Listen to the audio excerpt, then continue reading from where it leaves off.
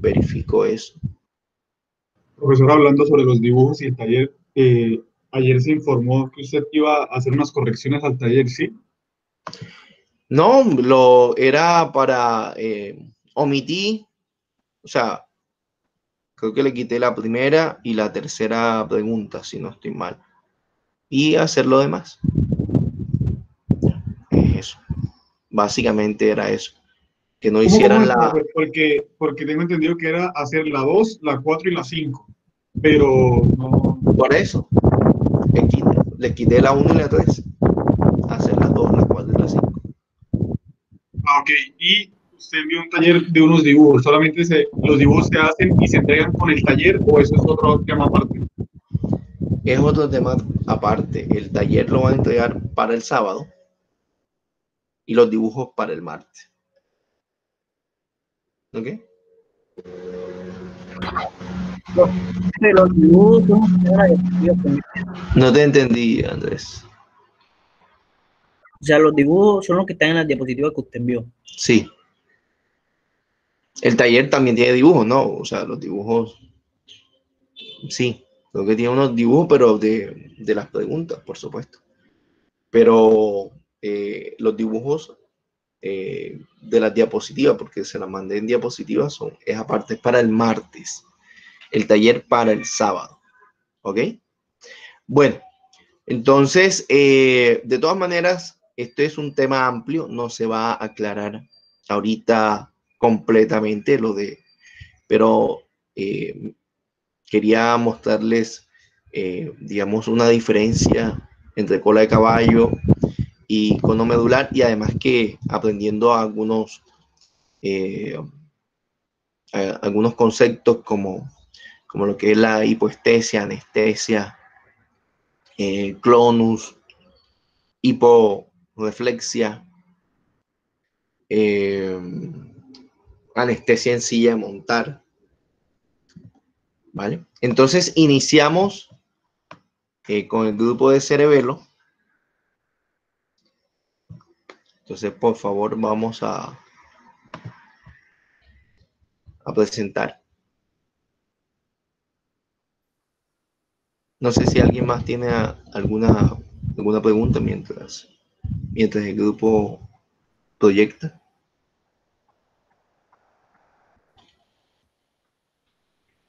Ok, entonces demos inicio, por favor.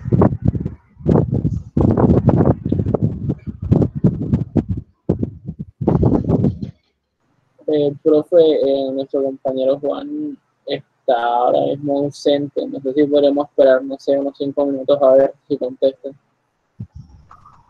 Si contestan el llamado virtual. Sí, sí, no hay o sea, seguramente tendrá problemas de conexión, ya sea de conexión a internet o de conexión para despertarse. Entonces, tenemos que dar inicio porque él sabe que le tocaba cualquier cosa, pues, ¿qué parte iba a presentar? La parte del cerebelo, pero pues entre Daniel y yo lo podemos hacer, pero porque lo estudiamos, pero no tan profundo como de pronto lo iba a explicar él. Entonces, pues, si nos puede ayudar de pronto en algunas cosas. Pues. Sí, sí, claro. Pero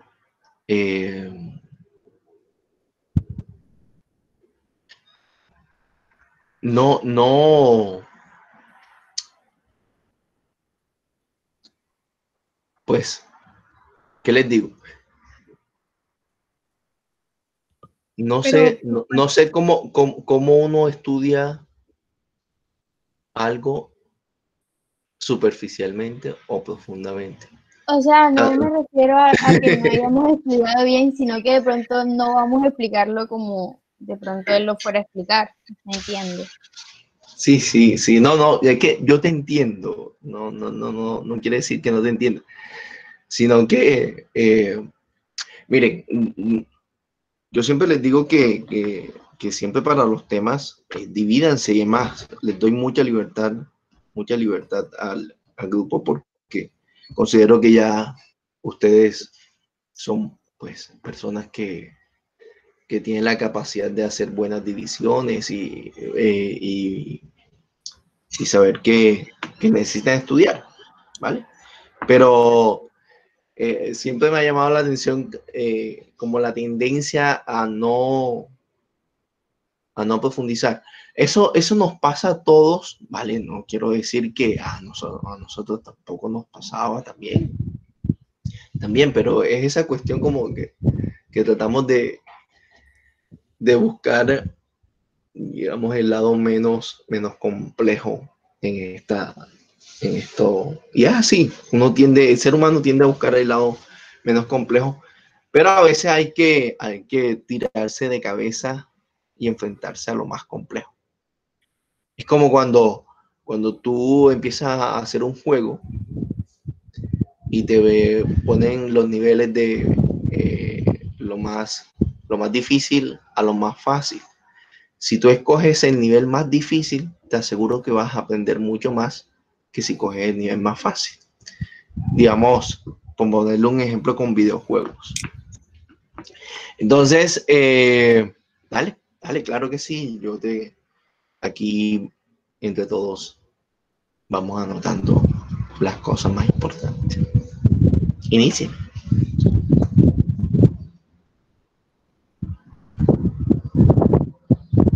Se está viendo mi pantalla. Sí, ya. Ok.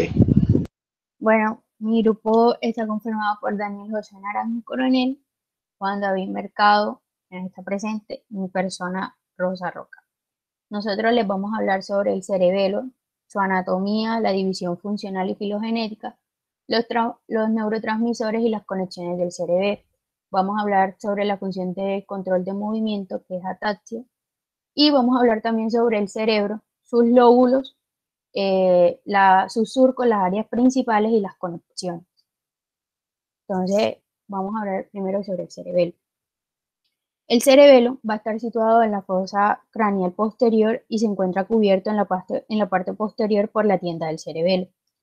Es la parte más grande del romboencéfalo y va a ocupar una posición posterior al cuarto ventrículo, al puente o protuberancia y a la médula oblongada. Este va a tener una forma oval y está estrecho en su parte media. Va a consistir en dos hemisferios. Un hemisferio de zona lateral y un hemisferio intermedio. Esta va a estar conectada por la vermis. Y los pedúnculos cerebelosos que están por acá. El cerebelo va a estar dividido en tres lóbulos principales, que van a ser el lóbulo anterior, el lóbulo fluculonodular y el lóbulo posterior.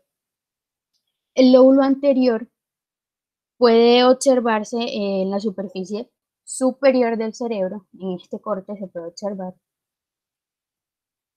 y está separado del lóbulo medio por una fisura en forma de V, como se puede ver aquí, que se conoce como fisura primaria, que es esta de acá. El lóbulo medio, que también se conoce como lóbulo posterior, es el más grande del cerebro y está situado entre la fisura ovulonodular y la fisura primaria. Ojo, es cerebelo. Eso del cerebelo, perdón. Del Vale. cerebelo está situada entre la fisura ovulonodular y la fisura primaria. Ya en esta parte estaría por acá, entre la fisura primaria y la fisura ovulonodular. Y Dale adelante. Oh, perdón, dale atrás. Ok, no, atrás. A donde se ve la cara anteroinferior. Exacto, esa. Mira, ponte en la línea media, ahí. ese es el nódulo, ya. Y abajito está la úvula, ¿verdad? Abajito está la úvula y esa es como la descripción del, del inicio del vermis. Entonces, está la parte, lo que es el nódulo, ¿verdad? Que es que divide, es que hay que entender que el cerebelo tiene como dos caras, una cara anteroinferior y una cara posterosuperior. Este sería como la cara anteroinferior. Entonces, cuando ella habla de la fisura primaria, esa fisura primaria no solamente se queda en la cara posterosuperior, sino que también toma la cara anteroinferior. Y se puede establecer las divisiones tanto del lóbulo anterior con el lóbulo posterior a través de el lóbulo flóculo nodular, que sería como la división que ahí nos están mostrando. ¿Vale? Continúa, por favor. Bueno, entonces el lóbulo flocculonodular, que va a ser va a estar posterior a la fisura ovulonodular, que es esta de acá. Yo creo que ya llegó Juan o se conectó ya. No sé. Sí, ya puedo comenzar. Él le tocaba esta parte, él le toca. ¿Qué más, Juan? Buenos días. Buenos días, profesor. Lo que pasó fue que tuve los inconvenientes, pero bueno, vamos a comenzar y disculpen a todos. Bueno, el lóbulo flóculo-nodular pues se haya situado posterior a la fisura ovular. También encontramos aquí en esta imagen exactamente, sí, en esta imagen.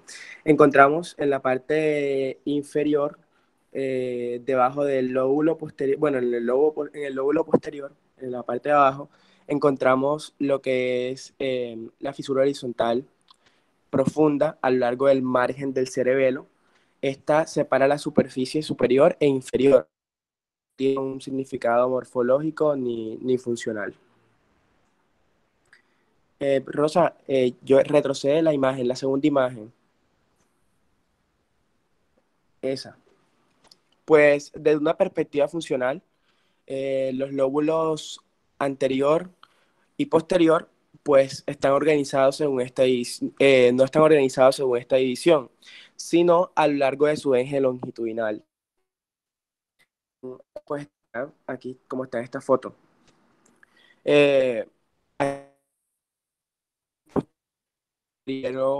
Después de haber deslizado hacia abajo el extremo inferior del cerebelo posterior, desde su posición normalmente oculta. En el centro del cerebelo pues se observa, como vemos ahí, una banda estrecha, que es la parte, ya la que está señalando. Se observa una banda estrecha que se llama vermis. Esta es separada del resto por surcos superficiales. Pues en esta zona radican la mayoría de las funciones de control cerebrosas encargadas de los movimientos musculares del tronco axial, el cuello, los hombros y las caderas. A cada lado del vértex, pues queda ubicado un hemisferio cerebeloso grande. Cabe resaltar que la parte azulita, donde son intermedia del hemisferio, es el paravermis. El paravermis junto con el vermis, lo que se ocupan es de la parte de ambulatoria ya. Bueno, les decía que a cada lado del vermis queda un hemisferio cerebral y sobresale en sentido lateral. Cada uno de ellos se divide en una zona intermedia y una zona según esta imagen. Entonces, la zona intermedia del hemisferio se ocupa de controlar las contracciones musculares en las porciones distales de las extremidades superiores e inferiores, especialmente en las manos, los pies y los dedos.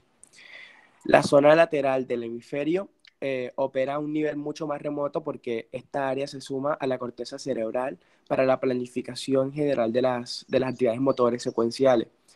Sin esta zona, la mayoría de las actividades motoras diferenciadas del cuerpo pierden su sincronización y la ordenación, por tanto se van a descoordinar. Entonces, puedes pasar, por favor. Donde dice estructura, perdón, la estructura de la corteza. Bueno, no, mira, retrasó un momentico. Aquí, entonces, aquí podemos observar, no, en la siguiente. Mierda, se me quitó la presentación. Bueno, ya. La siguiente, donde está la división filogenética, que fue la que pusiste ahora. No, la segunda, la otra. No es esa. Esa. Ah, Juan David. Bueno, aquí podemos observar la estructura, o sea, lo que pasa es que el cerebro lo podemos dividir el cerebelo, perdón, lo podemos dividir de varias maneras. Pero aquí podemos encontrar la división filogenética. Entonces, la división filogenética es básicamente donde hablamos, se puede dividir en tres partes. Arquicerebelo, que es lo que incluye el lóbulo oculonuclear, que es la parte azulita que viene abajo en la mano. Entonces, también lo podemos dividir en paleocerebelo, perdón, que esto lo que nos ayuda es a coordinar los movimientos del tronco en las extremidades. También podemos encontrar el cerebelo.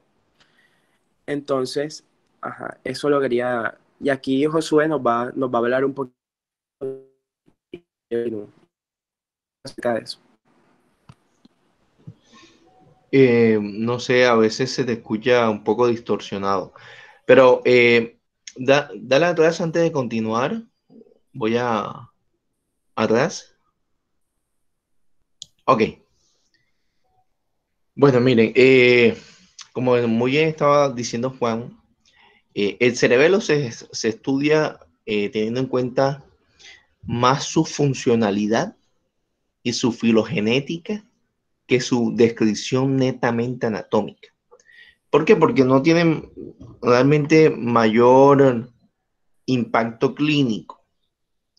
Entonces, pero vamos a describir algunas cosas en esta vista, que es sumamente, que es interesante.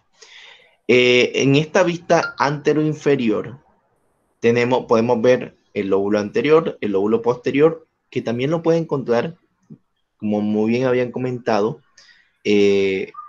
como lóbulo medio, el lóbulo posterior, en algunas referencias bibliográficas.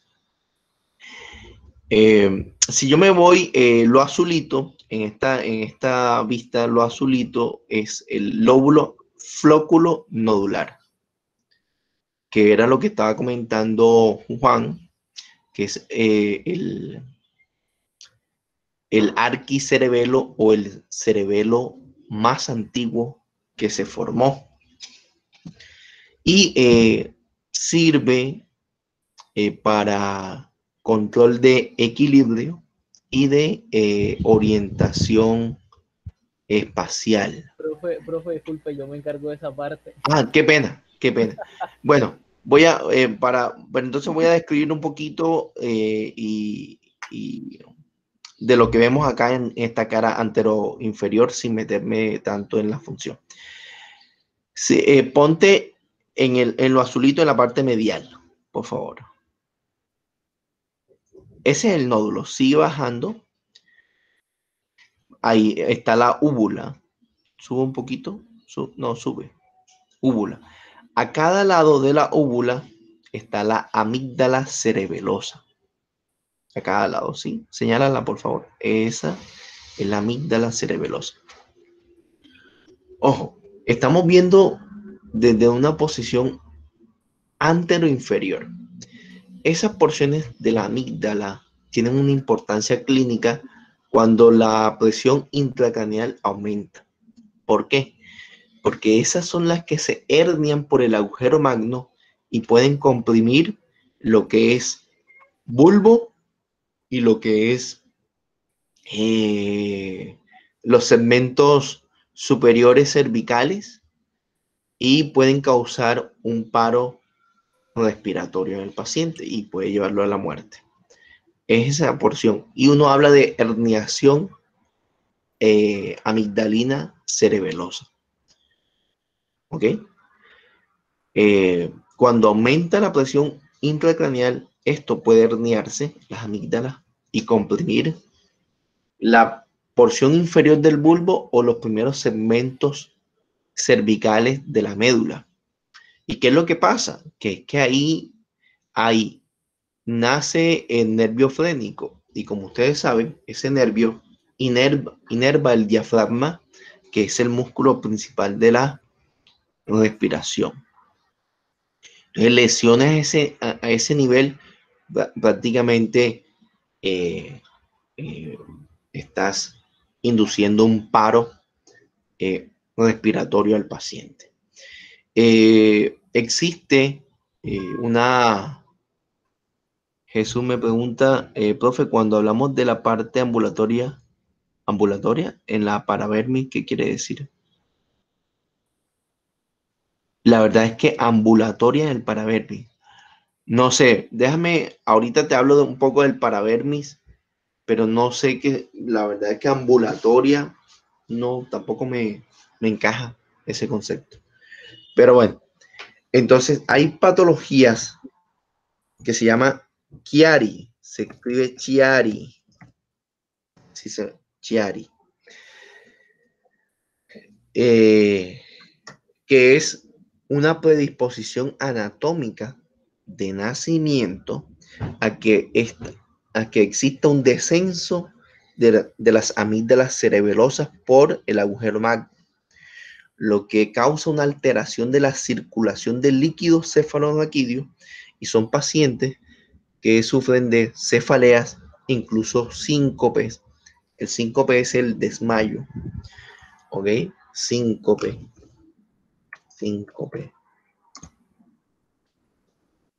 Se lo escribo, síncope. Es con tilde en la I, síncope. ¿Ok? Hay que llevarlo a una cirugía para ampliar el agujero magno y que esa circulación mejore. Entonces, les doy datos de importancia clínica de algunas estructuras cerebelosas. Está otra malformación que es el Arnold-Chiari. Miren que aquí solamente hablo de Chiari. Y está el Arnold-Chiari. El Arnold-Chiari es una malformación que implica descenso de las amígdalas cerebelosas, pero además tiene mielocele. Mielocele significa que tiene salida de la porción medular hacia la parte externa, o sea, a través de la piel, cosa que no debería pasar, ¿no? A través de la piel, el bebé nace y se le ve parte de las meninges que cubren la médula e incluso porciones medulares y hay que llevarlo a cirugía. Hoy en día, la tecnología ha avanzado mucho en la parte neonatal y esas cirugías se hacen intrauterino. Es algo espectacular. Bueno, no, la verdad es que las cirugías que la he visto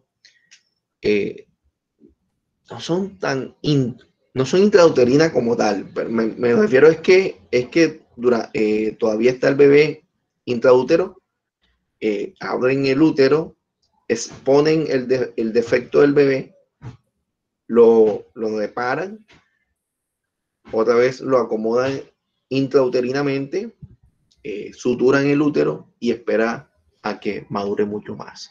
Entonces, con muy buenos pronósticos esa cirugía de Arnold-Chiari o cualquier malformación de columna, ya se está haciendo ese tipo de cirugía muy interesante para que para el que le interese.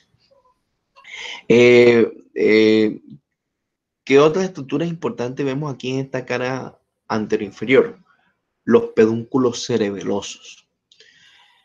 Tenemos el superior, que acá lo vemos y es como más medial. Ya. El inferior y el medio. Recordemos que el superior une a cerebelo con mesencéfalo, el inferior une a cerebelo con bulbo y el medio une a cerebelo con puente. Dale la siguiente. Esta es una vista póstero superior. La anterior era antero inferior, esta es póstero superior. Y acá pues se describe muy bien lo que es el vermis, que es la parte central. Vermis significa gusano, lo llamaron así porque le vieron pues aspecto de gusano. Entonces, vermis, que es toda la parte medial, así alargada, como tubular, esa, sigue bajando, exacto, todo eso es vermis. Los paravermianos son como esas zonas que se veían mejor en la primera diapositiva. Eso es lo paravermiano, o sea, lo que va paralelo al vermis. Entonces, desde un punto de vista evolutivo, el vermis y paravermis pertenecen al paleocerebelo. No importa si el compañero lo repite, pero yo aprovecho y lo digo aquí. El paravermis y el vermis pertenecen al paleocerebelo o cerebelo viejo. ¿Ok? Y acá están los hemisferios cerebelosos que pertenecen al neocerebelo o al cerebelo nuevo. La verdad es que esto es una vista más sencilla que la anterior. Y para destacar es la fisura primaria que divide el lóbulo anterior del lóbulo posterior. Y que desde un punto de vista funcional esa fisura primaria realmente no divide, sino es una división más anatómica. Ok, siguiente, dale siguiente a la siguiente diapositiva. Siguiente, ya eso lo explicaron. Que quiero esa vista lateral. No, dale atrás. Atrás. Atrás. La anterior. Esa. Entonces, para que vean las relaciones que tiene el cerebelo. Aquí, pues, nos faltaría alguna estructura, pero podemos sacar algunas relaciones. En la parte anterior del cerebelo, vamos a encontrar cuarto ventrículo y, por supuesto, el tallo cerebral. En la parte inferior, que ahí no aparece, pero en la parte inferior se relaciona con el agujero magno y con la porción inferior del hueso occipital. La parte posterior del cerebelo se relaciona con el hueso occipital y la parte superior con algo que se llama la tienda o tentorio del cerebelo. Tienda o tentorio no es más que unos pliegues de meninges, ¿verdad? Y que separa al cerebelo con el lóbulo occipital. Como muy bien dijo la compañera ahorita, ocupa, o sea, fosa posterior prácticamente está ocupada en su mayor dimensión, volumen, por el cerebelo. Listo. Y entonces aquí vemos algunos nombres como língula, lóbulo central, culmen, declive, lámina. Eso era lo que estábamos comentando ahorita. Eso es una descripción netamente anatómica y que no tiene ninguna importancia clínica o funcional. Entonces, como les dije, hay 3 formas de estudiarlo. Lo más importante es que lo estudien desde un punto de vista funcional y filogenético. Pero miren que este corte sagital de cerebelo nos muestra como una especie de una hojita o de muchas hojas. Eso le llamaron el árbol de la vida. Así en algunos textos más pueden encontrar ese término, y era para describir la vista medial de este corte. Por si alguno lo lee, ya sabe, este es el árbol de la vida. Ok, listo, continúen por favor. Pues la Rosa, por favor, otra, la que viene, ahí. Perfecto, que como el profesor ya nos había comentado, el estudio, la mejor forma de estudiar el cerebro es desde la parte funcional, y este se divide en 3 zonas. Una más antigua, que es el arquicerebelo, que corresponde a lo que es el nódulo y el folículo. Una parte más nueva, que es la que está en el centro de gris, que corresponde al neocerebelo, y una parte intermedia, en cuanto a tiempo, que es el paleocerebelo. Ok, el cerebro más primitivo, el arquicerebelo, este ayuda a lo que es a la manutención del equilibrio. Es un cerebro mucho más antiguo, el cual se especifica en esto. También se especializa en el movimiento de los ojos, la cabeza y el cuello, y también hay los núcleos vestibulares a lo que es mantener el equilibrio. Luego contamos con la parte azul, que es el paleocerebelo, que corresponde a la parte de la língula, el ala, el lóbulo semilunar anterior, el posterior, el lóbulo digástrico y la parte de la amígdala. Este tiene a su cargo las partes proximales de los miembros, ayuda a coordinar los movimientos de lo que son el tronco y las extremidades. También ayuda desde los centros superiores en cuanto a las órdenes motoras idénticas. También influye mucho en lo que es el tono muscular de los músculos flexores y extensores. También ayuda a lo que es la coordinación entre la musculatura agonista y antagonista. Y lesiones en el vermis inducen alteraciones de lo que es la estancia de pie y también al momento de caminar. Ahorita, cuando pasemos a la parte de ataxia, veremos cómo personas con daños en el cerebelo tienen una dificultad mucho más grande a la hora de coordinar movimientos, tanto para caminar cuando están en una posición fija, no se quedan totalmente inmóviles, y después están otras acciones que para nosotros que tenemos un cerebro sano en cierta medida, porque no sé cómo están ustedes, serían anormales. Y luego tenemos la parte más nueva, llamémoslo así, del cerebelo, que es el neocerebelo, que está en el centro, que corresponde al lóbulo semilunar superior, y el inferior, este se basa más en los movimientos finos y se encarga de las partes más distales de las extremidades, y como dije, se encarga de esos movimientos más finos de, por ejemplo, a la hora de estar haciendo un trazado en un dibujo, tocando algún acorde en algún instrumento, etc.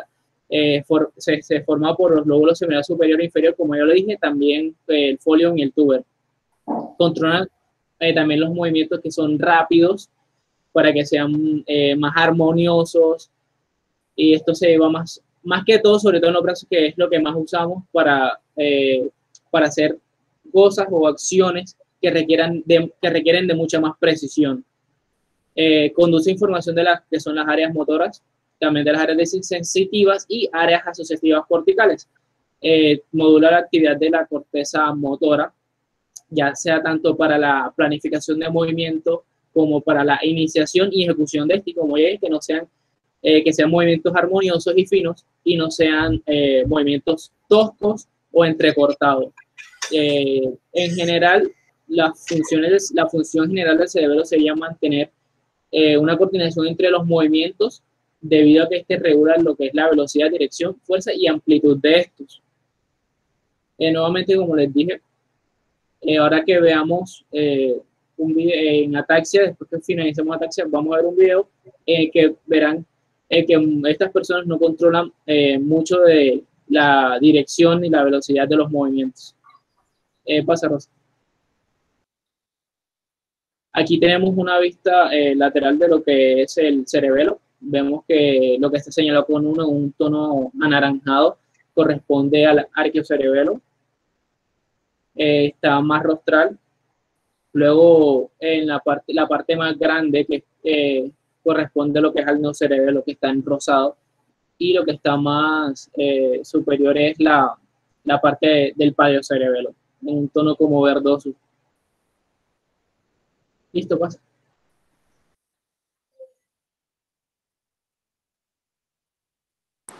Bueno, ahora les voy a hablar pues acerca de la estructura de la corteza cerebelosa. La corteza cerebelosa se puede considerar como una lámina grande con pliegues situados en el plano coronal o transversal. Cada pliegue se denomina folia o lámina. Contiene un centro de materia blanca cubierta en la superficie de sustancia gris. Una sección del cerebelo paralela al plano medio divide las folias en ángulo recto. Corte tiene un aspecto, el llamado vida. La sustancia gris de la corteza tiene una estructura uniforme en toda su extensión. Se puede dividir en tres capas: capa externa o molecular, capa media o de células de Purkinje y capa interna o granulosa. Histológicamente hablando, la capa molecular tiene dos tipos de neuronas: las células estrelladas externas y las células en cestas internas. Estas células se hallan diseminadas entre arborizaciones dendríticas y numerosos axones finos que tienen un trayecto paralelo al eje largo de las láminas. Entre esas estructuras se encuentran células neurogliales.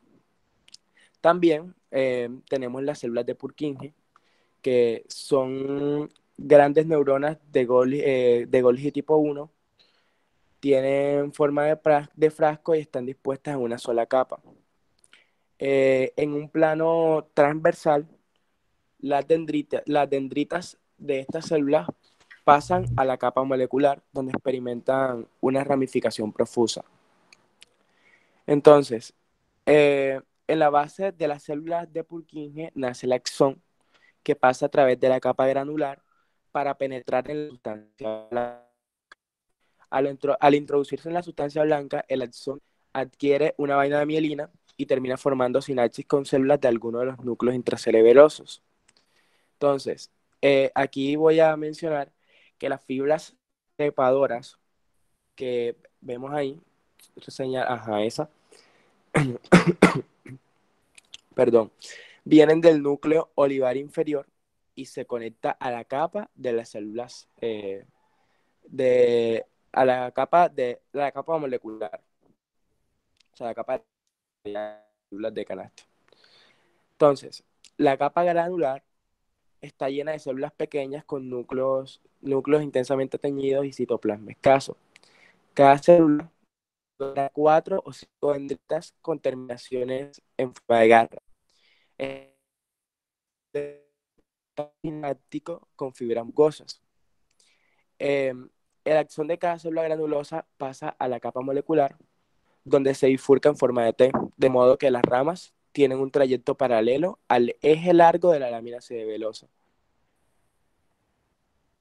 Ya puedes pasar, Rosa. Entonces, aquí vamos a hablar un poquito acerca de las áreas funcionales de la corteza cerebelosa.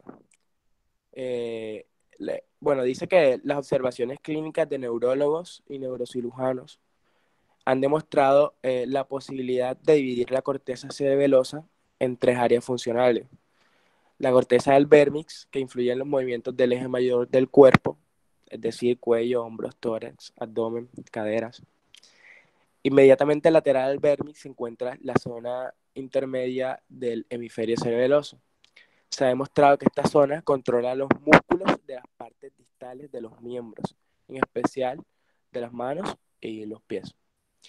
El área lateral de cada hemisferio cerebeloso parece intervenir en la planificación de movimientos secuenciales del cuerpo completo y participa en la evaluación consciente de los errores del movimiento. Pasa, Rosa. Bueno, entonces vamos a hablar un poquito acerca de los núcleos intracerebelosos. Entonces, existen cuatro masas de sustancia gris incluidas en la sustancia blanca del cerebelo a cada lado de la línea media. De la parte lateral a la medial, estos núcleos se conocen como dentado, emboliforme, globoso y del fastigio. El núcleo dentado es el más grande de los núcleos cerebelosos. Este tiene la forma de una bolsa fruncida con la abertura en sentido medial. El interior de la bolsa está lleno de sustancia constituida por fibras eferentes que dejan el núcleo a través de la abertura para formar una gran parte del pedúnculo cerebeloso superior. El núcleo emboliforme es oval y está situado medial al núcleo dentado, cubriendo parcialmente su ilio. El núcleo globoso consiste en uno o más grupos redondeados de células en posición medial al núcleo emboliforme. El núcleo del fastigio se sitúa pues cerca de la línea media en el vermis y cerca del techo del cuarto ventrículo. Es más grande que el núcleo globoso. Los núcleos intracerebrosos están compuestos de neuronas grandes multipolares con dendritas ramificadas simples. Los axones forman la salida cerebelosa en los pedúnculos cerebrosos superiores e inferiores. Entonces, ahora vamos a hablar de lo que es pasada, Rosa. Lo que son las vías y todo eso. Entonces, en la sustancia blanca, bueno, eso hace parte de la sustancia blanca. En el vermis existe una pequeña cantidad de sustancia blanca. Recuerda... un momentico, Julio dice que no se entiende, Julio. No, la explicación está bien, solo que a veces se entrecorta y quedó pues como elevado, pues perdido, porque se entrecorta. Bueno, igual yo al final voy a hacer un resumen para, digamos, aclarar las dudas que quedaron. Vale. Profesor, lo que pasa es que el internet está un poco malo, o sea, está bastante lento y todo eso, entonces me imagino que es por eso. Porque de hecho estoy hablando no estoy hablando desde el computador porque se escucharía más mal, estoy hablando desde el celular, entonces para ponerlo tener más cerca. Vale, pero bueno, igual todos sabemos que estos inconvenientes se pueden presentar y hacemos el esfuerzo, ¿vale? ¿Okay? Bueno, sí, gracias, profesor. Bueno, les decía que en el vermis tenemos una cantidad de sustancia blanca. Recuerda íntimamente al tronco y las ramas de un árbol y por tanto se conoce como el árbol de la vida. Existe una gran cantidad de sustancia blanca en cada uno de los hemisferios cerebelosos. La sustancia blanca está constituida por tres grupos de fibras intrínsecas, aferentes y eferentes. Las fibras intrínsecas no salen del cerebelo, sino que conectan diferentes regiones del órgano. Algunas conectan láminas de la corteza cerebelosa y el vermis del mismo lado. Otras conectan los dos hemisferios cerebelosos el uno con el otro. Las fibras aferentes forman la mayor parte de la sustancia blanca y continúan hasta la corteza cerebelosa. Penetran en el cerebelo principalmente a través de los pedúnculos cerebelosos inferiores y medios. Las fibras eferentes constituyen la salida del cerebelo y comienzan como axones de las células de Purkinje de la corteza cerebelosa. La gran mayoría de los axones de las células de Purkinje llegan a las neuronas de los núcleos cerebelosos y establecen sinapsis con ellas, del fastigio, globoso, emboliforme y dentado. Los axones de las neuronas salen después del cerebelo. Unos pocos axones de las neuronas de Purkinje en el lóbulo floculonodular y en partes del vermis evitan los núcleos cerebelosos y abandonan el cerebelo sin establecer pues algún tipo de sinapsis. Bueno, voy a hablarles un poquito acerca de lo que son las fibras trepadoras y eso de la corteza cerebelosa. De las fibras trepadoras son fibras terminales de los fascículos olivocerebelosos. Reciben ese nombre debido a que ascienden a través de las Pero capas. una cosa, Juan, cuando tú empiezas quieres definir, digamos, una estructura, trata de que la imagen sea, esté relacionada con lo que estás diciendo. Entonces, devuélvete a la corteza, a la imagen de la corteza cerebelosa, ¿ok? Y señala las fibras trepadoras, que son las que están como en verdecito. Exacto. Es para que, digamos, esté contextualizado lo que tú dices con la imagen. Puedes Bueno, continuar. pues, bueno, listo, gracias. Gracias. Este, y las fibras mucosas constituyen las dos líneas principales de entrada a la corteza y tienen un efecto excitador, por decirlo así, sobre las células de Purkinje. Entonces, Juan, qué pena. Comienza de nuevo todo. Fibras trepadoras y musgosas. No, bueno, lo que profesor, pasa es que hubo un momento en que se te perdió la señal. Entonces, para que nos haga ese favor. bueno, Gracias. listo. Les decía que las fibras trepadoras y las fibras musgosas son las dos líneas principales de entrada a la corteza. Entonces, estas tienen un efecto, digamos, excitador sobre las células de Purkinje. Entonces, las células trepadoras, les decía que son fibras terminales de los fascículos cerebelosos. Reciben ese nombre debido a que ascienden a través de las capas de la corteza como una enredadera por un árbol. Pasan a través de la capa granular de la corteza y terminan dividiéndose repetidamente en la capa molecular. Se enrolla alrededor de las dendritas de una célula de Purkinje y establece gran número de contactos sinápticos con ella. Una única neurona de Purkinje establece contacto sináptico con una sola fibra trepadora. Sin embargo, una fibra trepadora establece contacto con 1 a 10 neuronas de Purkinje. Entonces, cada fibra trepadora origina unas pocas ramas laterales y forma sinapsis con las células estrelladas y las células en cesta. Entonces, por otro lado, tenemos las fibras musgosas. Estas son fibras terminales de todos los demás tractos aferentes cerebelosos. Tiene múltiples ramas y ejerce un efecto excitador mucho más difuso. Una sola fibra musgosa puede estimular miles de células de Purkinje a través de las células granulosas. Así pues, se cree que no solo limitan el área de la corteza excitada, sino que influyen en el grado de excitación de las células de Purkinje, producidas por las fibras trepadoras y mucosas. Los impulsos inhibidores fluctuantes son transmitidos por las células de Purkinje hasta los núcleos intracerebrosos, los cuales modifican a su vez la actividad muscular por medio de las áreas de control motor del tallo cerebral y la corteza cerebral. En este sentido, se puede afirmar que las células de Purkinje forman el centro de una unidad funcional de la corteza cerebelosa. Entonces, también me correspondía hablar un poquito acerca de lo que eran los neurotransmisores corticales cerebelosos. Entonces, yo lo que encontré es que la mayoría de las trepadoras y utilizan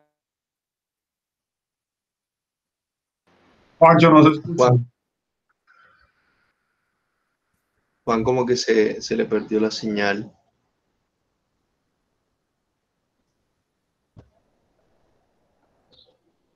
Va a tener que salirse y volver a entrar. ¿Hasta dónde me escucharon, profesor?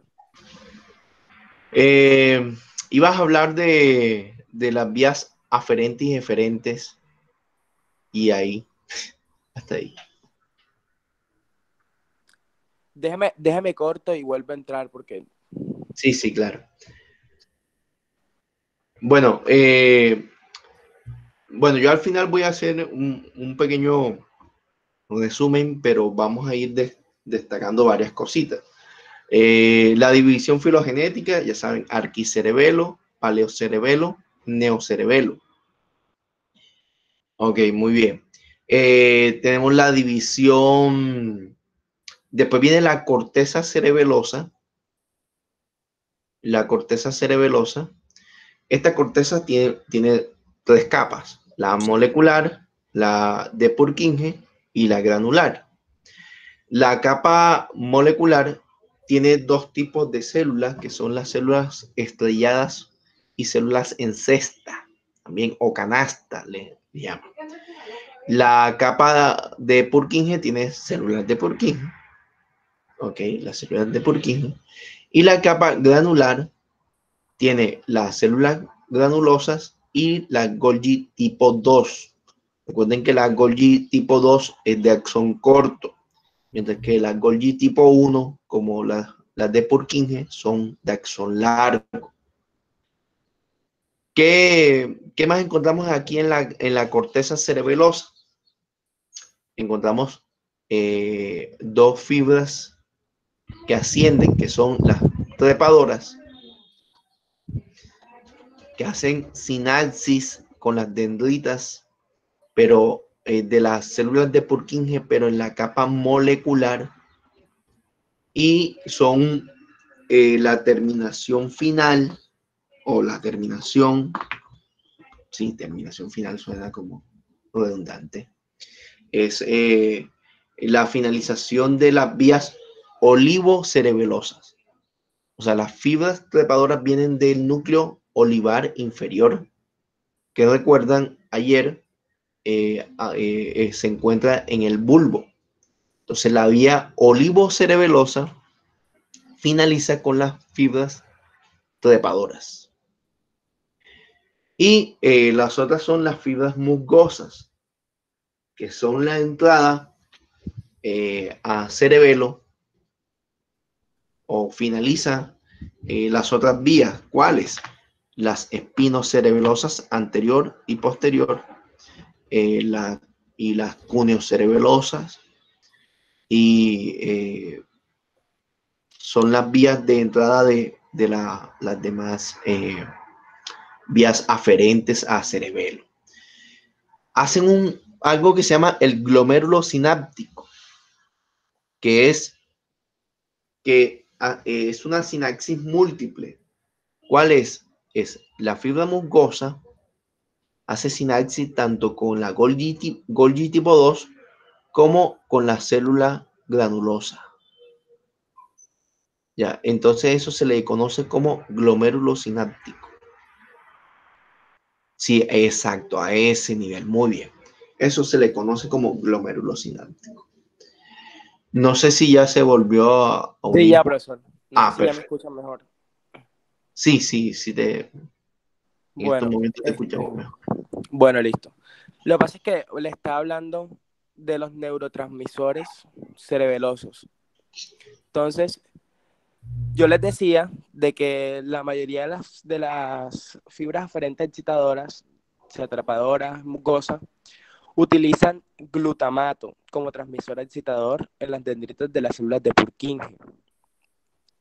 Entonces, también que las fibras aferentes entrantes en la corteza liberan noradrenalina y serotonina en sus terminaciones, que posiblemente modifican la acción del glutamato sobre las células de Purkinje. Eso era un poquito acerca de los neurotransmisores que pues intervienen. Rosa, ¿podrías pasar a... Sí, ya. Déjala ahí. Entonces, vamos a hablar de los pedúnculos cerebelosos.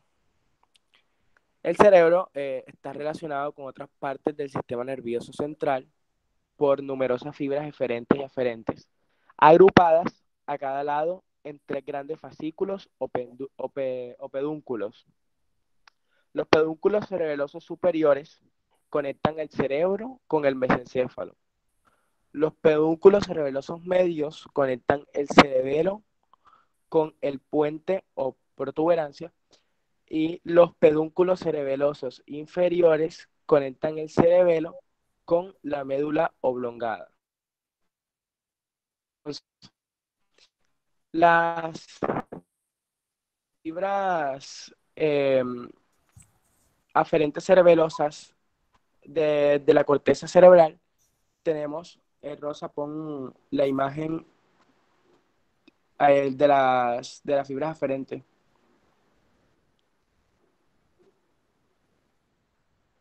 Creo que ya la pasaste. Eso. Ajá. Entonces, aquí, bueno, la corteza envía información al cerebro por 3 vías. Vía corticopontocerebelosa. Ajá. Las fibras, estas fibras nacen de las células nerviosas en los lóbulos frontal, parietal, temporal y occipital de la corteza cerebral.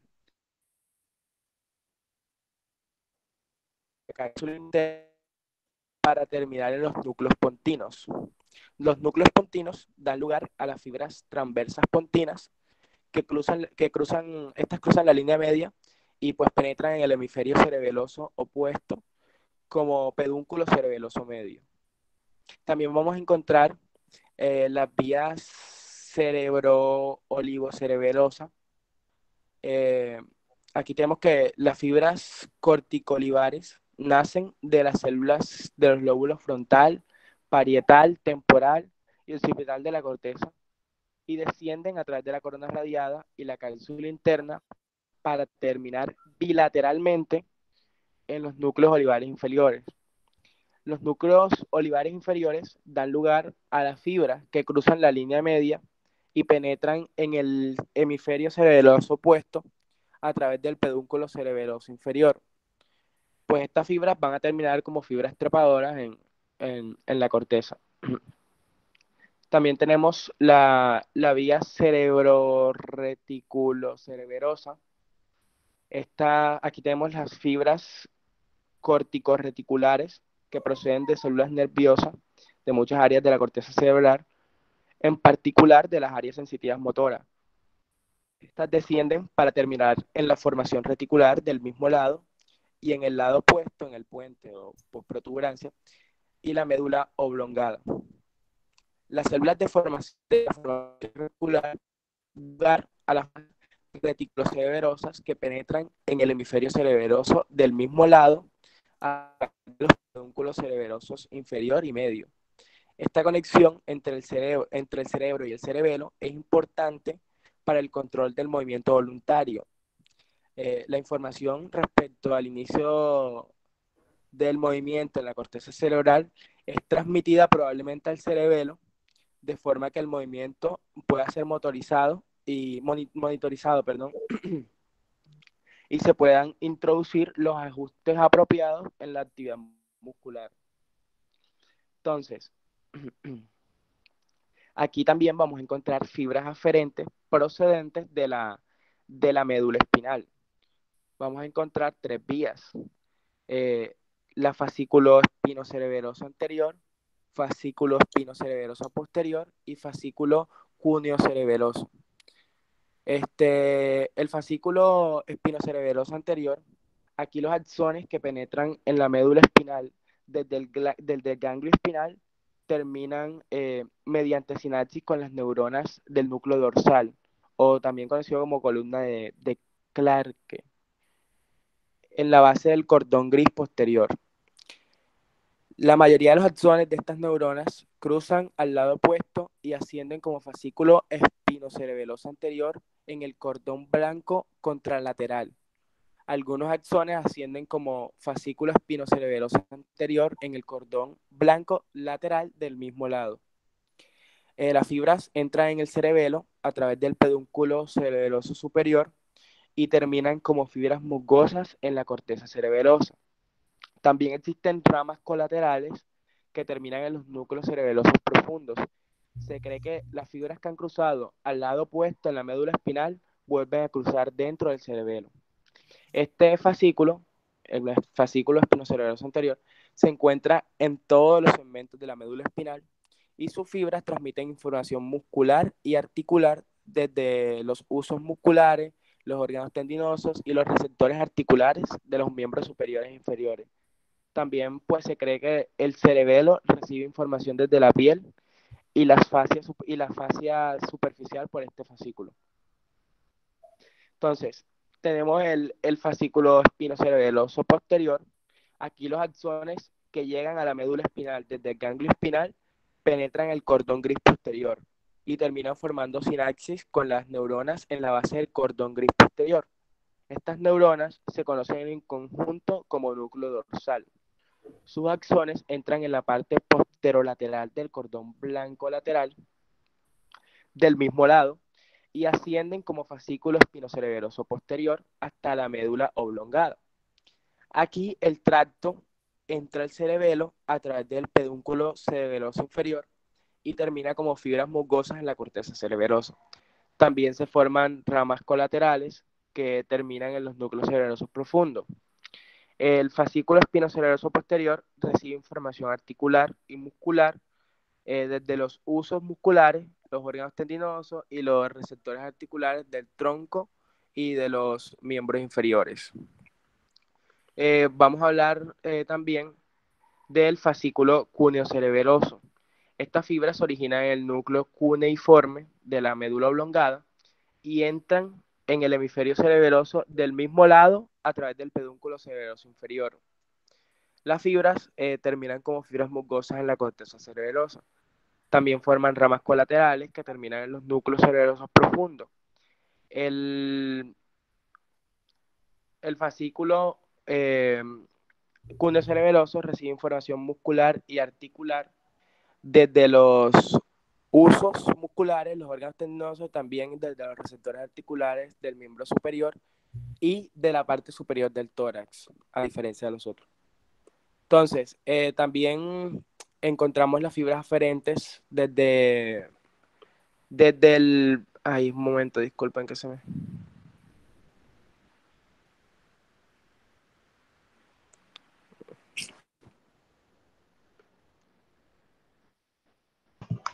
Bueno, él estaba hablando de las vías aferentes, o sea, todas las vías que ingresan a cerebelo. Ya sea por el pedúnculo cerebeloso superior, el medio o el inferior. O sea, es todas las vías que van, ya sea desde centros superiores, desde tallo, o que vienen desde la médula espinal y que ingresan al cerebelo a hacer la función de integración para la coordinación motora. Ahora se va a hablar de las vías aferentes, o sea, las vías que salen de cerebelo para, después de hacer esa integración de la información, ejecutar lo que se necesita en ese momento, ya sea bajo la estimulación del neocerebelo, que son coordinaciones de movimientos precisos, exactos y de alta velocidad, o sea, del paleocerebelo, que serían movimientos de musculatura antigravitatoria y locomoción de miembros, la parte de miembros inferiores, la coordinación esa de locomoción, y o sea, la parte vestibular, que es el lóbulo flóculo-nodular, que es el arquicerebelo o el cerebelo más antiguo, y es la parte de equilibrio. Entonces, sale esa información para ejecutar y coordinar el movimiento. Vemos como... Bueno, ya. Wow. Sí, Juan. No, si iba a decir algo, profesor. Si iba a decir algo, dígalo. No, que iba a decir es que el cerebelo recibe toda esta información, tanto de corteza, como de tallo, como de médula, con la finalidad de integración para ejecutar un movimiento. ¿Por qué? Porque es que cualquier movimiento implica los tres componentes: equilibrio, una buena locomoción y una precisión en el movimiento. Entonces no son cosas independientes, sino totalmente integradas. Bueno, listo. Entonces, les voy a hablar un poquito acerca de las fibras eferentes cerebelosas. Y aquí pues tenemos que todas las señales que salen de la corteza cerebelosa lo hacen a través de los axones de las células de Purkinje. La mayoría de estos axones terminan en sinapsis con las neuronas de los núcleos cerebelosos profundos. Los axones de las neuronas que forman los núcleos cerebelosos constituyen el flujo eferente desde el cerebelo. Los axones de unas pocas células de Purkinje pasan directamente desde el cerebelo hasta el núcleo vestibular lateral. Perdón. Las fibras eferentes desde el cerebelo conectan con el núcleo rojo, el tálamo, el complejo vestibular y pues la formación reticular. Entonces, voy a comenzar hablándoles de la vía glosoemboliforme rural.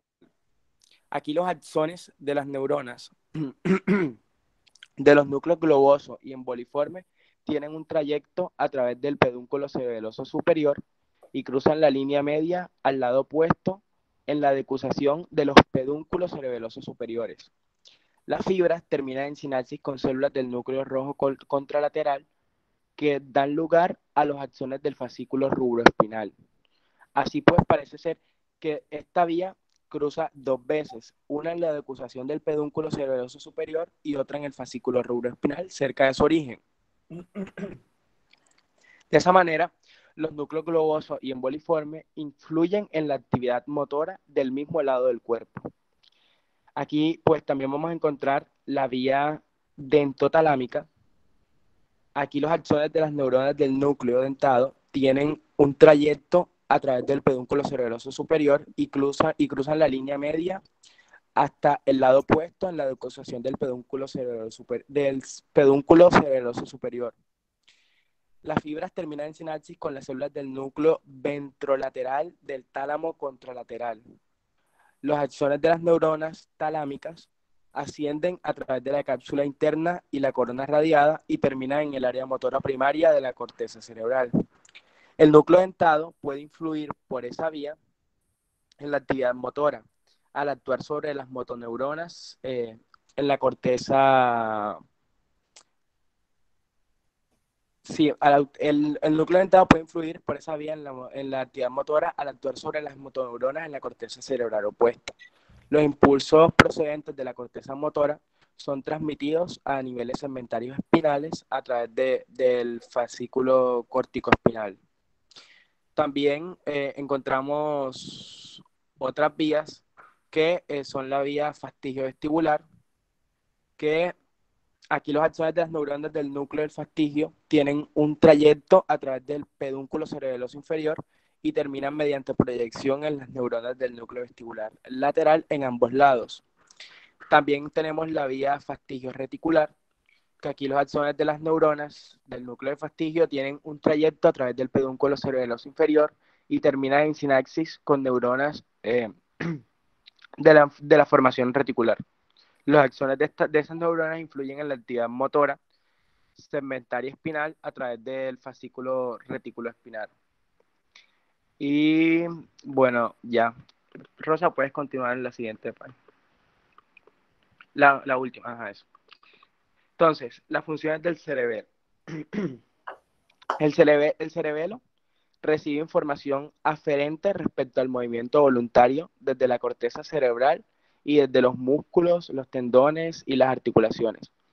También recibe información referente al equilibrio desde el nervio vestibular y posiblemente información relacionada con la visión a través del fascículo tectocerebeloso.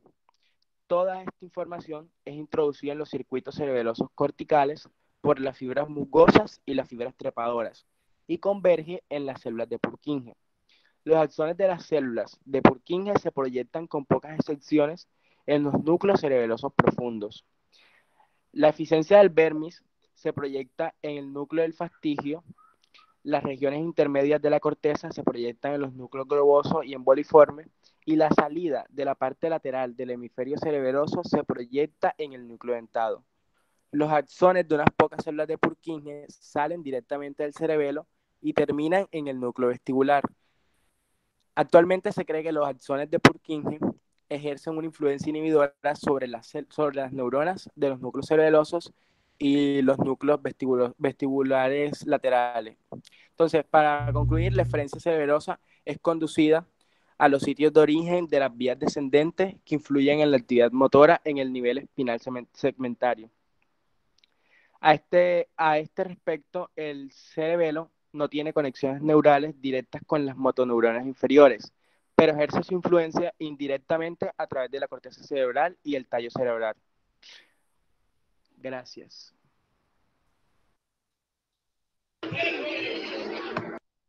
Ok, como les he comentado antes, daños en el cerebelo provoca una ataxia que es una incoordinación motriz debido a una... dígame, profe. Que no veo, disculpen. Voy a hacer un resumen antes de pasar a ataxia. Ataxia, porque ya estamos hablando de patología, entonces Listo. vamos a hacer un pequeño resumen. Deja de proyectar un momento. Yo voy a utilizar acá Paint. Ok, no es tan... ¿Listo? ¿Todavía estás presentando? Ok, ahora sí. Digamos que una especie de puntualización, como una especie de un listado. Si ven mi pantalla, el Paint.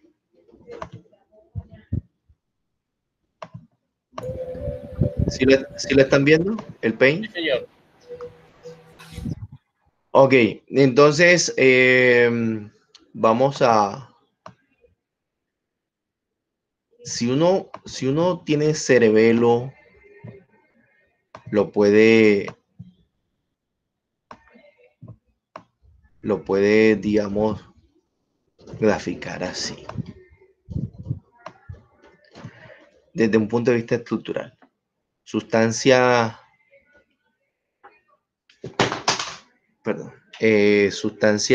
gris, sustancia blanca, sustancia gris. O sea, la corteza cerebelosa, las vías cerebelosas, que es sustancia blanca, y los núcleos intracerebelosos. Entonces, vamos a hablar de los componentes del cerebelo. Entonces, ¿qué tenemos primero del cerebelo? Tenemos un archicerebelo. ¿Sí se alcanza a ver ahí ese tamaño? Yo creo que voy a ponerlo un poco más grande. Coméntenlo un poquito, profe.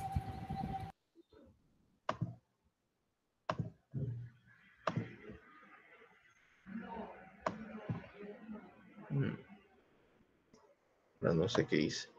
Ok. El archicerebelo o arquicerebelo. Tengo el paleocerebelo. Y tengo el neocerebelo.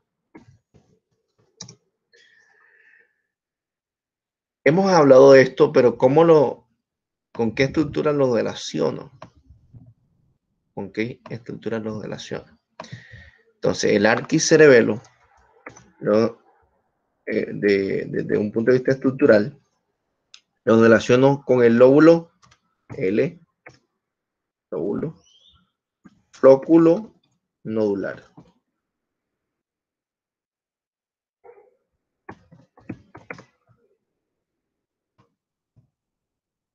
Voy a darle más espacio aquí.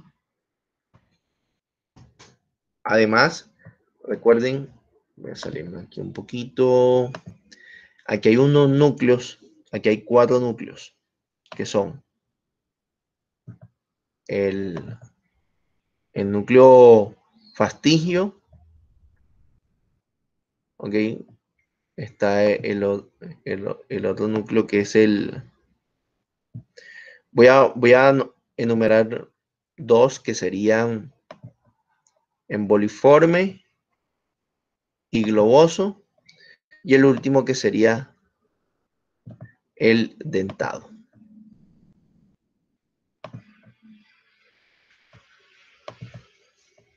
Y el último que sería el dentado, listo. Entonces, fastigio, emboliforme y globoso, que son dos, ¿ya?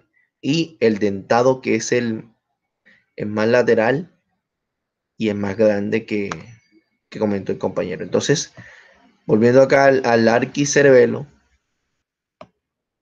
el lóbulo flóculo-nodular también tiene,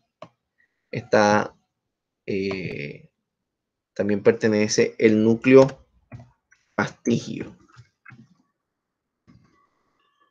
Núcleo fastigio. Bueno, ya quedó en azul así. Entonces, el arquicerebelo tiene estructuralmente, pertenece el lóbulo flóculo-nodular y el núcleo fastigio. Ahí me comí una I. ¿Vale? El núcleo fastigio. Este recibe importantes conexiones desde los núcleos vestibulares. Recuerden los núcleos vestibulares, que son 4 núcleos, que son superior, inferior, lateral y medial. Y esos núcleos vienen siendo estimulados desde el oído interno, que son los canales semicirculares y el utrículo y sáculo, que tienen función de equilibrio y de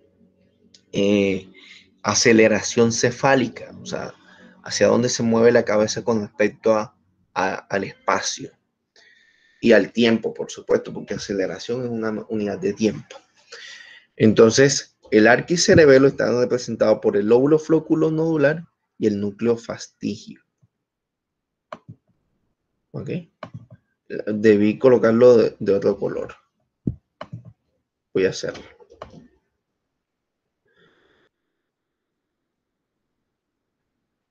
Es más, que tengo que colocarlo de este color. Núcleo fastigio. En relación con el colorcito que tengo acá. El paleocerebelo, esto lo dejé muy pegado acá. El paleocerebelo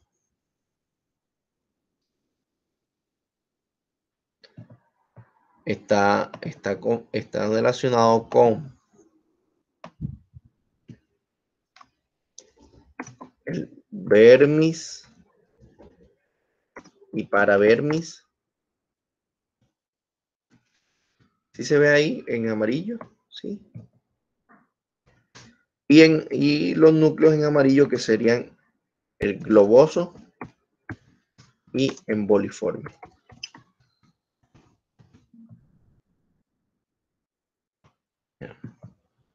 Globoso y emboliforme, que serían los amarillitos.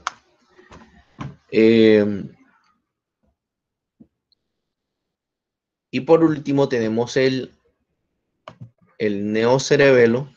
Vamos a ponerlo en azul. No, primero en negro acá. El neocerebelo, que estaría representado por los hemisferios cerebelosos. Ahora sí en azulito.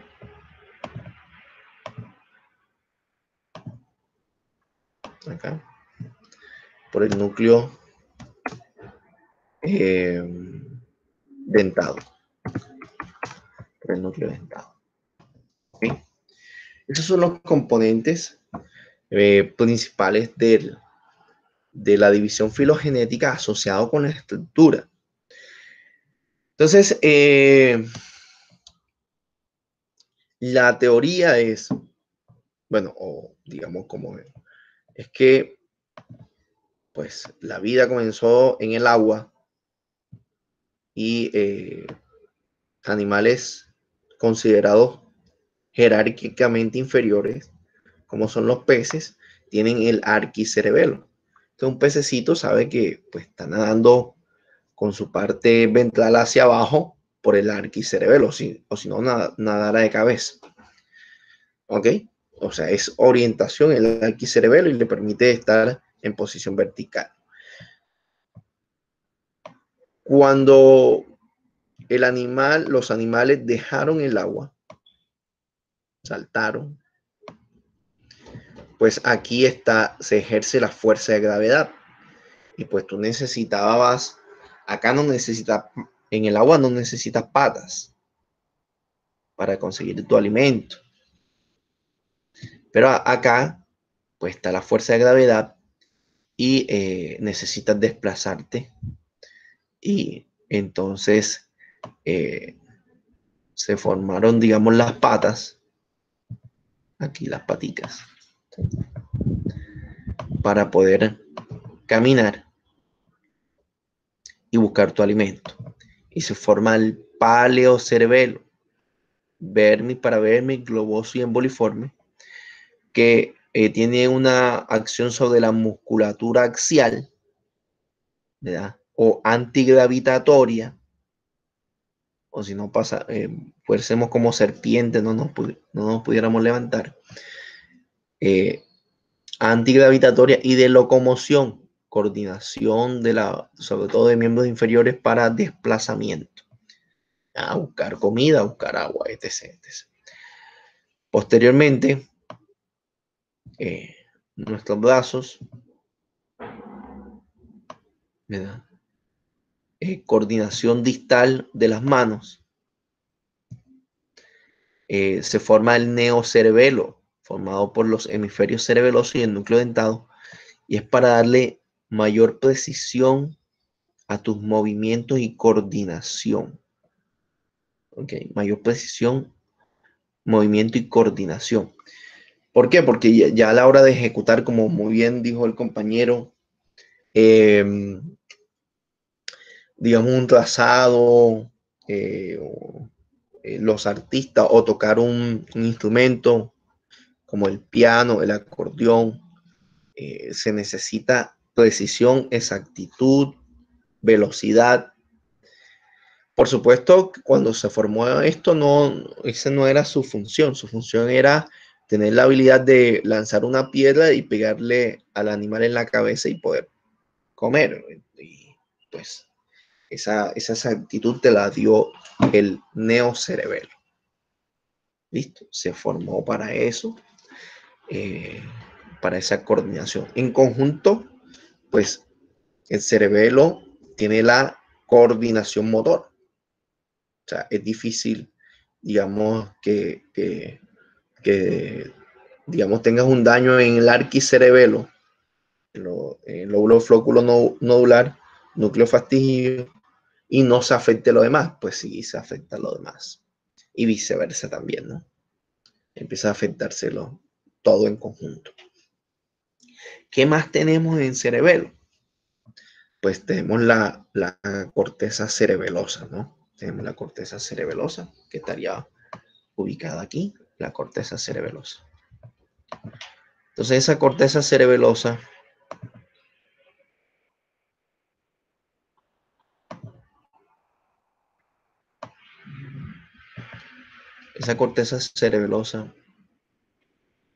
no sé si me cabe acá, pero bueno, vamos a mirar. Tiene tres capas. La más externa es la capa molecular.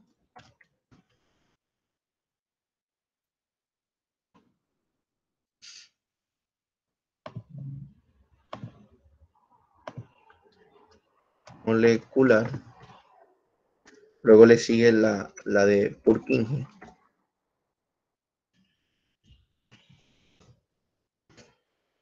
Luego le sigue la granular o granulosa, pues.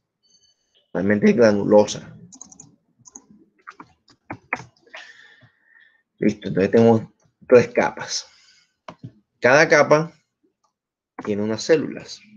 La molecular tiene las células en cesta o canasto y las estrelladas.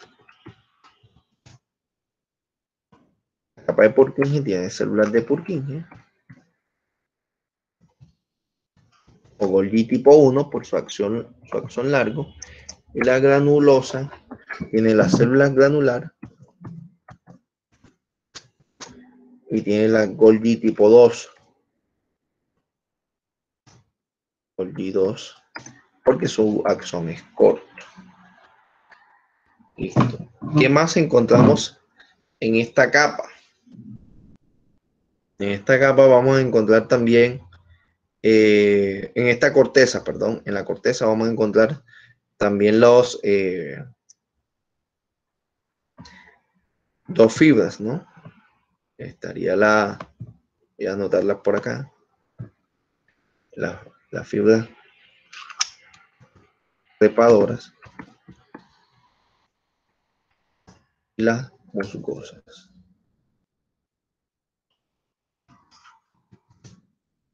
Sabemos que las trepadoras nacen del núcleo olivar inferior y hacen sinapsis con las células de Purkinje a nivel de la capa molecular. Y las musgosas son la entrada aferente de las demás vías y hacen sinapsis con la célula granular y la célula Golgi tipo 2, formando lo que se llama el glomérulo sináptico. ¿Ok? El glomérulo sináptico. Entonces, tenemos arquicerebelo, paleocerebelo, neocerebelo. Tenemos los 4 núcleos fastigio, emboliforme y globoso, y el núcleo dentado. ¿Ok? Tenemos el lóbulo flóculo nodular, que pertenece al arquicerebelo. Tenemos el vermis paravermis, que pertenece al paleocerebelo. Y tenemos los hemisferios cerebelosos, que pertenecen al neocerebelo. De la capa molecular, de la corteza cerebelosa, tenemos la molecular, la capa molecular, la más externa, Purkinje y granulosa. Y cada una tiene sus células. Y tenemos dos fibras, las trepadoras y las musgosas.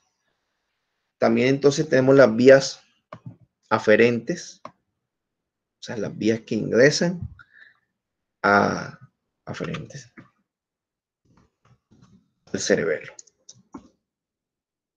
Entonces, tenemos una vía que la verdad inicia desde la corteza, la córtico-pontico-cerebelosa, inicia de corteza, luego pasa a los núcleos pontinos y de ahí a cerebelo. Tenemos la otra vía que es la vestíbulo cerebelosa, que es la que les comentaba anteriormente, que hacen sinapsis con el lóbulo flóculo nodular y con el núcleo fastigio, y viene desde los núcleos vestibulares y viene de los canales semicirculares y el utrículo y sáculo del oído, el oído interno. También tenemos la vía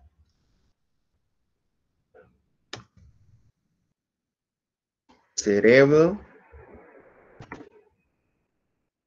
olivo, cerebelosa.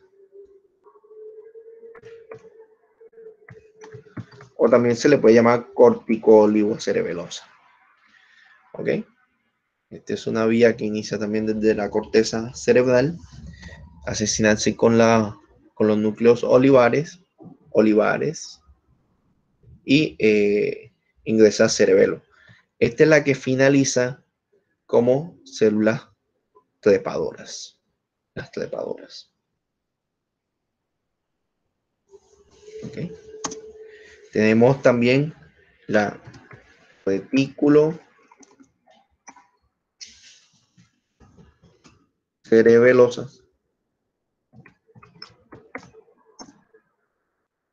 Estas, bueno, Las demás, excepto la cerebro olivocerebelosa, terminan en fibras musgosas, ¿no?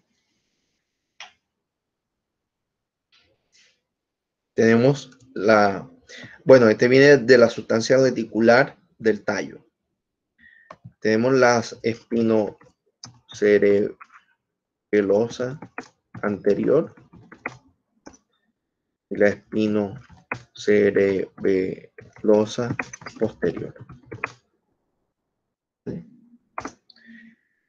Es que ya hemos hablado de ella, que hace, sobre todo por percepción inconsciente, también termina en fibras musgosas en la corteza cerebelosa. Y tenemos la cuniocerebelosa, que bueno, parte del núcleo cuneiforme que queda a nivel del bulbo, e ingresa a cerebelo y lleva propiocepción también. Y también pues la parte de, recuerden que esto tiene una conexión también ascendente, el cordón medular posterior llega hasta la corteza y transmite propiocepción consciente. Y esta porción sería propiocepción inconsciente, pero asociada con la corteza, la propiocepción también puede ser consciente e inconsciente. Listo, esas son las vías aferentes, o sea, las que llegan al cerebelo. Tenemos las vías eferentes, a las que salen. Vías eferentes. Entonces tenemos la globoso emboliforme. O sea, comienzan ¿dónde? Aquí, a este nivel, en el paleocerebelo. Y se dirigen al mesencéfalo. Más exactamente al núcleo. Núcleo es con tilde en la U. Al núcleo rojo. Aquí. Listo. Bueno, mesencéfalo también lleva tilde, pero bueno. La vía dentotalámica.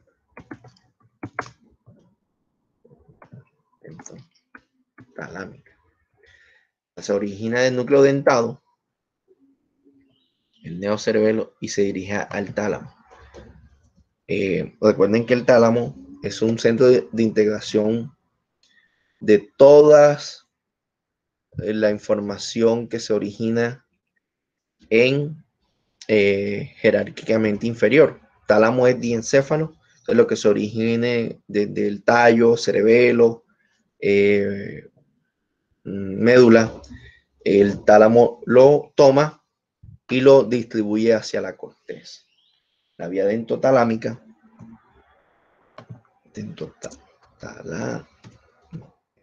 lo bajé aquí, talámica.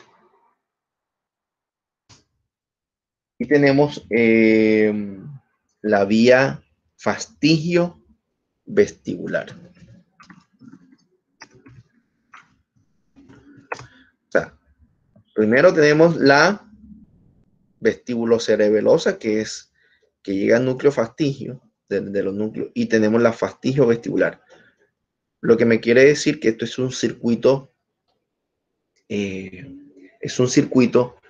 que recibe información y envía información hacia las mismas áreas, la fastigio vestibular, y se le conoce como el circuito de Papez. Ya, pero es un epónimo. Epónimo es como un nombre, como si le colocáramos a un, no sé, a un cabello, el cabello de Juan. Ya. Entonces, pero no, me interesa más es que se aprendan los términos así como descriptivos más que epónimos. Y tenemos ya la fastigio reticular.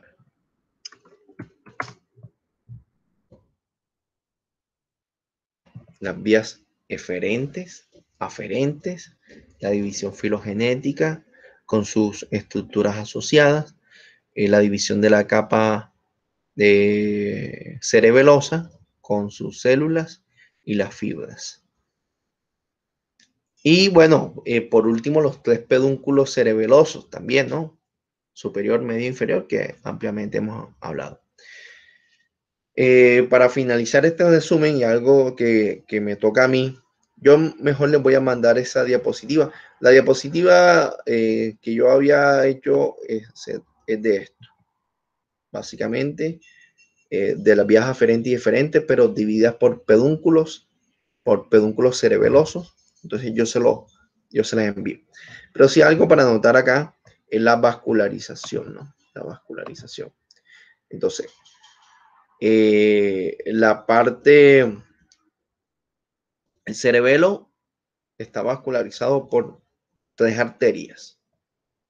Una que es la pica, la arteria cerebelosa póstero inferior, que nace de la arteria vertebral, de las arterias vertebrales. ¿Ok? Tenemos la otra que sería la AICA,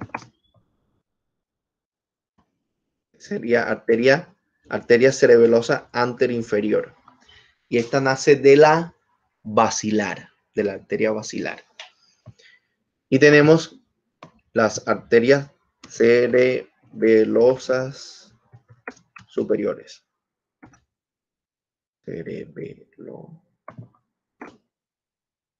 Arterias cerebelosas superiores que nacen también de la basilar.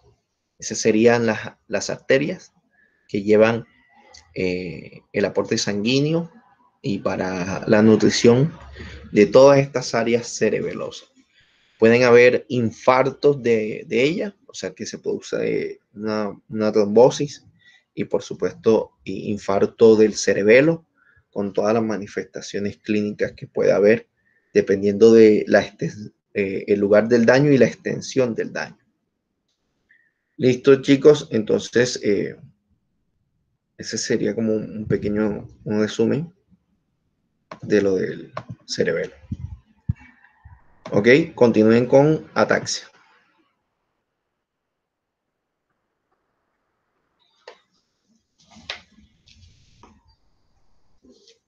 ¿Aló? Buenas. ¿Se durmieron? Sí, ya un momento.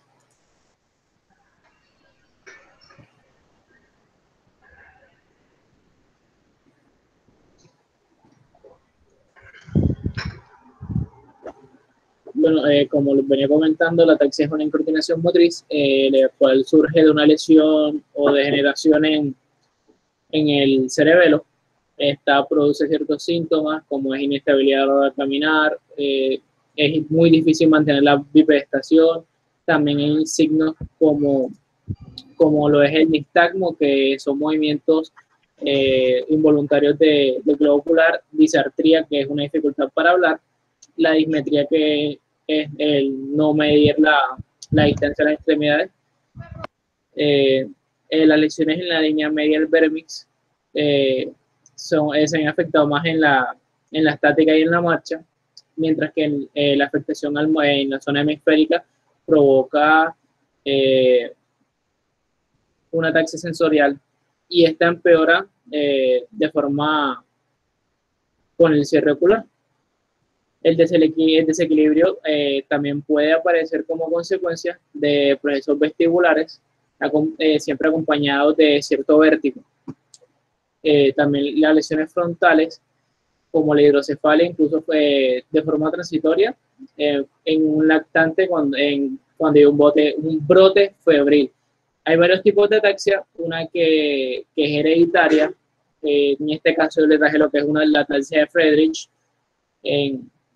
pero hay otras que este es un resultado de una mutación génica que produce una repetición anormal en una secuencia en el ADN, en un gen que codifica una proteína mitocondrial llamada fractacina y es una herencia autosómica recesiva.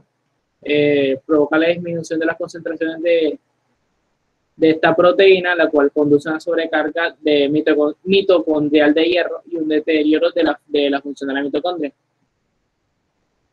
La inestabilidad, la ataxia de Friedreich aparece entre los 5 y los 15 años, seguida de una ataxia de los miembros superiores. Al inicio es una inestabilidad, luego empieza a afectar a los miembros superiores junto con la disartria y la paresia, y en ciertos casos más graves lleva a que la persona ya ni siquiera pueda estar de pie. Se pierden los reflejos y se pierde el sentido de la vibración y la posición.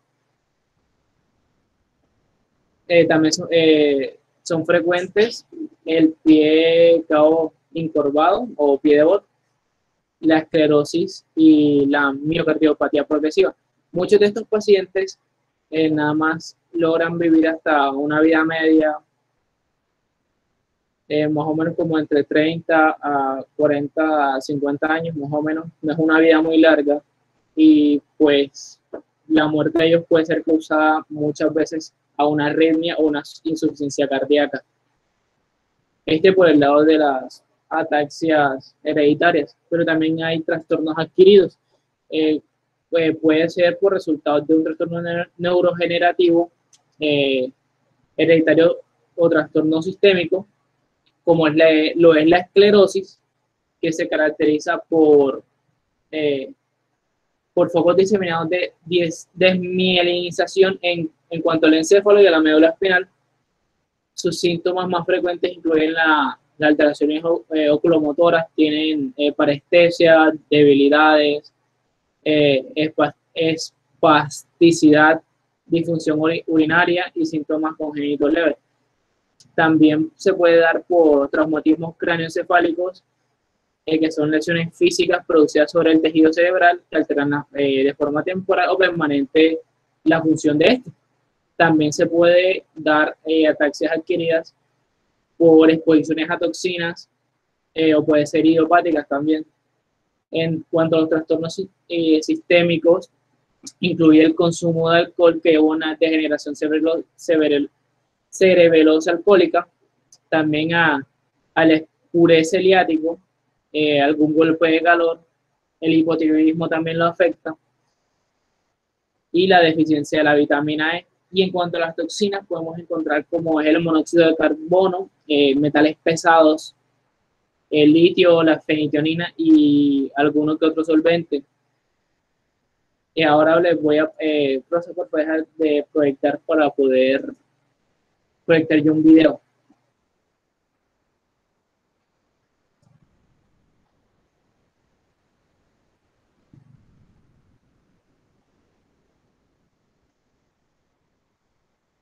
¿Ya están viendo la pantalla? Sí. ¿Se puede escuchar el audio? Disculpen, ¿sí se escucha el audio? El audio no se escucha. Bueno, no sé cómo hacer que se escuche el audio. Bueno, pero pon la imagen para sí. explicar. O subtítulos. Si el video tiene subtítulos, está en español, activa los subtítulos. La cuestión es que la forma en la que él habla, a eso me refiero, porque es una forma de hablar un poco enredada, es difícil que gesticule bien las palabras, entonces se entiende un poco enredado la forma de que es uno de los síntomas de la ataxia que les comenté. Pero bueno, ahí tenemos la marcha. La marcha sí. También es importante verla, entonces. Vemos cómo tiene que usar los brazos para manejar el centro de apoyo y poder mantenerse en una bipedestación. Este muchacho era un jinete y ahora le cuesta mucho hacer lo que es movimientos finos, ya no podía ser un jinete ni nada de eso. Vemos cómo se tiende a tener ciertos movimientos en la cabeza, y se le complica estar en una posición estable y estática.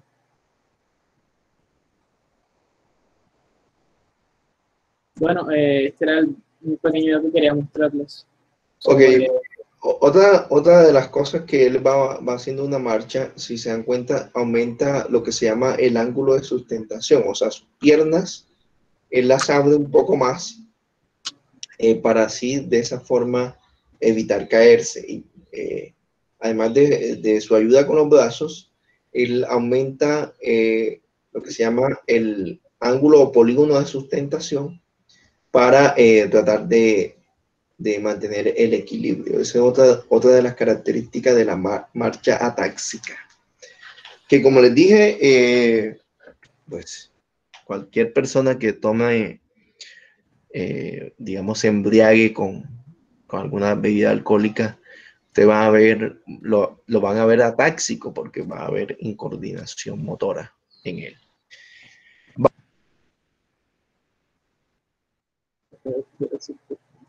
Vamos a suspender acá. Creo que la información que hemos recibido hoy es bastante buena y provechosa y tenemos que hacer una pausa para que tienen que leerlo, además de lo que hemos comentado. Snell o Bustamante, igual, cada una tiene un aporte y una visión interesante de Cerebelo, y ambas nos sirven, pero tienen que leer. No es posible que solamente se queden con las clases. Las clases son como la integración de ese conocimiento, pero tenemos que afianzarlo con la lectura. Nos quedó pendiente Cerebro. Mañana vemos esa parte y continuamos con el grupo que le toca, si no estoy mal, sistema límbico, ¿no? Sí, no, pues que no, a veces no tengo claro el orden, pero bueno, cada quien, ok, cada quien sabe su tema y la fecha, entonces por eso no debe haber inconveniente. Nos quedan aproximadamente casi 25 minutos, pues aprovechenlo para pues para descansar algo. Me imagino que tendrán clases, si no, empiezan a hacer el taller, empiecen a dibujar y vayan adelantando poco a poco para que no se les acumule las cosas que tengan que hacer. Que tengan un buen día. Nos vemos mañana a las 7:45.